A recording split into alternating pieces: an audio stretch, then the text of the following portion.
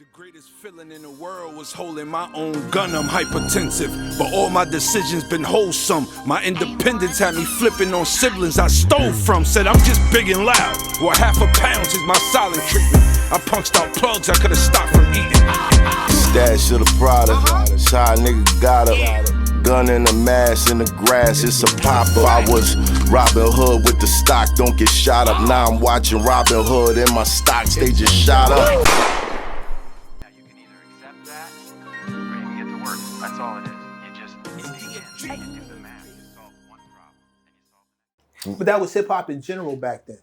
Like Yeah, we you gotta be. we weren't Yeah. on every station. You had to know who to talk to. You had to know where it was. Somebody had to put you on to this specific party at this specific. Oh, nigga, I name drop, nigga. the radio station. Oh, I at live this Nappy day. Red. I'm from Nappy Red block. I'm from Nappy Red block, my nigga. I definitely name drop. They was like, get out of here, little nigga. So nah, man. What? I just came from Rooftop with Nappy Red. So that. Yeah, Nap. That's Nappy Red. Cincinnati, you know. It's not the family. He was like, oh, okay.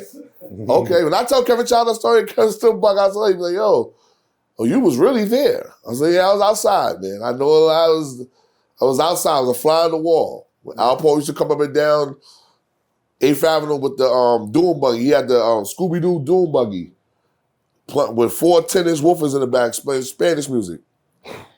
Playing Spanish. He's Spanish. Yeah. He's playing Spanish music. I would hope so. Coming down, but he was but that's you know, that's life. You know, that Harlem life was different, man. Like, you know what I'm saying? And they try to take us from the record books, man. They try to take Harlem out of here, man. Who's they? Who? People be trying to take Harlem out of here. Who? Bro. The game. I never heard of that. Nah, I'm gonna tell you why. I'm gonna tell you why. Every label, from intern to person who run it, A&Rs, most of them from Brooklyn and Queens. Facts. What about Diddy? Diddy from Harlem? That ain't true. Not? Bro, I was in them offices. Why not? I was in them offices. When you say it's Brooklyn in the house in New York City, you getting the most raw out of anything. Harlem, I mean, but respectfully, Them niggas don't stay home. respectfully, they go everywhere, bro. I can go to Canada. But not only that, Brooklyn is the biggest borough, bro. That's true. Ain't nothing you can do about it. Brooklyn could be its own little. Aside from Brooklyn, Queens, y'all got the most rappers, I think, in hip hop. Nah, I think Queens do. Queens Long Island. Does. Yeah, that's what I'm saying. Aside from nobody's come close. Yeah, Queens got the most. I always say when I be arguing with my Brooklyn niggas, when we be arguing, they was like, "Oh yeah, Jay big." So yeah, but they was brought up by 2 Harlem niggas. So you can never throw that at me. The greatest rappers that you're considered to be the best 2 rappers from Brooklyn was brought up by a Harlem nigga. When you say brought up, What you mean by put in the game? Cosign. Put in the game to be what they are today. Clark Kent? Clark Kent's a DJ. He's from Brooklyn. And when we're so is Mr. C from Brooklyn and too. where Clark was playing at Uptown Garage. Cool. But Clark told Dame, yeah, Who's from Harlem? Yes. So inadvertently, it was a Brooklyn nigga either way. But it's still the Harlem. But no offense, Dame. No offense that we never take nothing away from you, but I know who put that call in. You know what I mean? I know who put the money in. Right. Whoa. Well, okay then. Harlem nigga. All right then. It was in conjunction. No, it was Harlem nigga. I don't want to even. It was in conjunction. I don't even regard that song. I don't even say that. Y'all split the bill? Right. Yeah, we split the bill. Split the bill? No, I give y'all that. You know, Harlem, it was the hustle. But you know what's so crazy? I don't get I DJ'd in Brooklyn. who would try and take Harlem out of. No, it's like I feel like. No, if you feel like, I'm not saying you wrong. I agree with him. I'm just saying I've never So like let's that. take Dame and let's take Puff. Okay. Just for instance. Just for instance. Who the 2 assholes they were saying was the biggest assholes in the game? Them two. Yeah. Them 2. Why? Because it was about their artists. Because they protected their artists. Yeah. And they got killed for protecting their artists. Niggas tried to down them faster than anybody.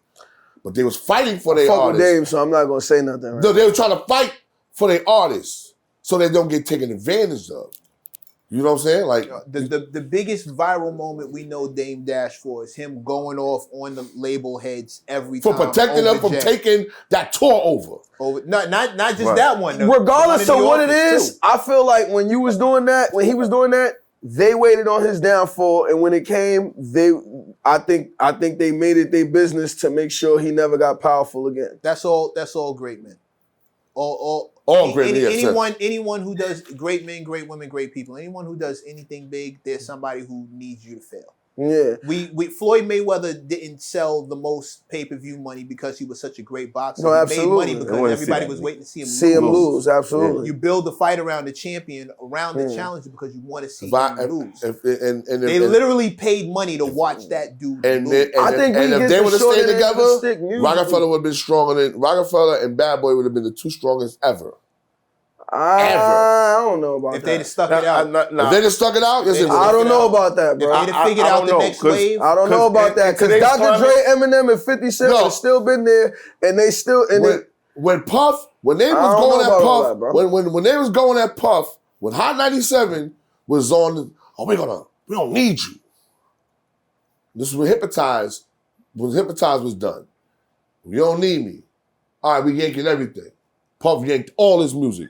No more Bad Boy. Hypnotize came out. Remember, they dropped the video first. The song was out on Clue mixtape. Hot 97 was playing in rotation with Clue's drop on it. From the mixtape. In rotation. Because how couldn't you? He had no choice. Because everybody's playing it but you. They had to come back in the conjunction. That's what Puff said. I got it. I felt good for saying a black man finally taking down a conglomerate such as a radio station, because they were trying to tell you, you need us, we don't need you. And then he debate, and he got him. That's the strength of them having that. So when you saying biggest ever, and you naming components that go in one state, which is New York. There's Dr. Dre all the way on the fucking West Coast who had problems with niggas over here, so his music probably wasn't even getting played like that over here. He was still selling more than the rappers over here. He was still selling more than that's like saying if listen, that's like saying if they was together, you saying that they would be, nigga, Dr. Dre was still there. He was still prospering. He was still a successful entity. And then there comes Eminem, who also became a successful entity. And then he gave us 50 Cent, who none of y'all niggas in New York wanted to sign. So he went over there and sold more than the majority of New York niggas.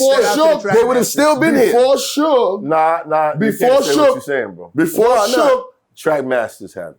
Yes, they have Jam Master Jay. I know that, but I'm saying, when you say nobody wanted to sign him, he was signed twice before he went that direction. We know that, but they didn't want to deal with the problem no more. So look, they didn't want to deal with the problem no more. But I'm still saying this, bro. You still had to sign to Eminem. You still signed to Eminem. Before Suge he comes out, he sells more than 95% of the New York rappers that were there. Yeah, but regardless of how, if they would have stuck together and all of that, you would have still needed other entities that sell what these niggas are selling to say that statement, bro. Before Suge. Beans was not selling.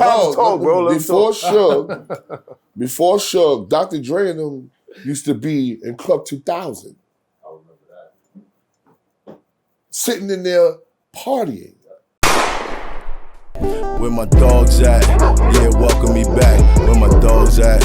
Yeah, welcome me back. Where my dogs at? Yeah, welcome me back. It's 9 niggas single again. Yeah, I'm single. In the club tryna mingle. Fuck relationships cause a nigga never been full. Can't have just one like a Pringle. So I'ma keep it simple, listen here. Icy on my wrist aware, no guilt, I'm in the clear. Photos of my ex on my Instagram disappear. I'm single, in the club tryna mingle. Fuck relationships cause a nigga never been